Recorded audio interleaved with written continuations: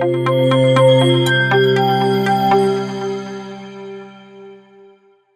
nouvelle génération perd son esprit critique. En général, quand on a un devoir à faire, une rédaction, on réfléchit. Chacun utilise l'approche, utilise son vécu pour pouvoir produire un résultat. Mais si jamais nous avons tous accès à une intelligence artificielle qui nous donne une réponse parfaite à notre devoir, où va passer cet esprit critique-là de ces élèves-là et de ces étudiants? Ça a été un plaisir aujourd'hui. On a organisé une rencontre autour de l'intelligence artificielle et l'éducation. C'est une première.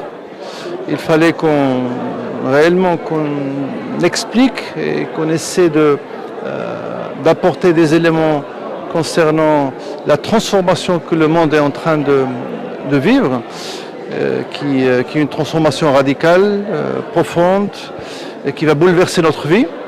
Bien sûr que l'éducation sera un des secteurs les plus touchés. Tout changera, c'est clair.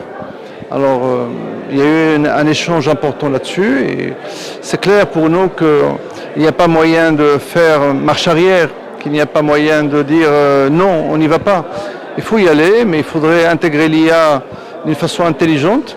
Il faudrait que l'IA serve pour améliorer les résultats des étudiants, des écoliers. Il faut que l'IA apporte un plus à l'enseignant. Et aussi, il faut que l'IA apporte à ceux qui sont très loin. On a parlé tout à l'heure d'inclusion, à ceux qui sont dans les montagnes, dans les villages, des informations, de la formation et un savoir qu'ils n'ont pas maintenant parce qu'il n'y a pas de disponibilité d'enseignants, etc., etc.